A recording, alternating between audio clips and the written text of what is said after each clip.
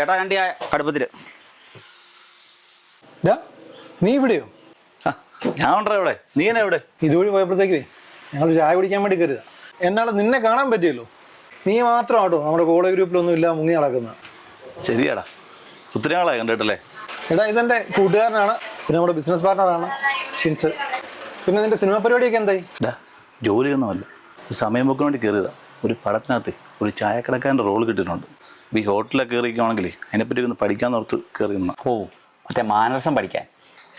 എടാ ഞങ്ങളെന്നാ ഇറങ്ങണ്ടാ, കാണാം. കേടാ, കാണാം.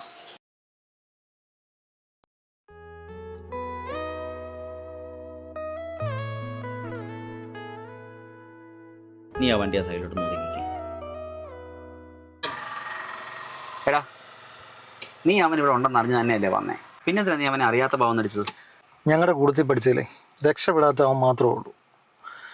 ബാക്കി എല്ലാവരും സെറ്റില്ല. ഞാനത് അറിഞ്ഞെന്നറിഞ്ഞാൽ അവനതൊരു സങ്കടമാകത്തില്ലേ? എടാ, നീ പറഞ്ഞു കേട്ടുള്ള അറിവുള്ളൂ എനിക്ക് അവനെ പറ്റി. നീ പറഞ്ഞത് അവൻ കൂട്ടുകാർക്ക് വേണ്ടി എന്തും ചെയ്യുന്നതാണെന്നല്ലേ. എന്നിട്ടിപ്പോൾ നീ ഉൾപ്പെടെ അവനെ മറന്നല്ലേ? അവനെ മറന്നു പോകണ്ടാവണ്ട അവനെ തപ്പി ഞാൻ ഇത്രയും വന്ന്. എടാ എനിക്കും ആഗ്രഹമൊക്കെ ഉണ്ടല്ലോ, അവനെ കണ്ടപ്പോൾ ഒരു വിഷമം.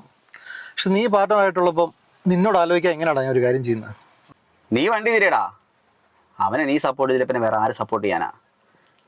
ഇത്രയും കാലം കൂടുതലുണ്ടെന്ന് നിനക്ക് എന്നെ മനസ്സിലായില്ലേ?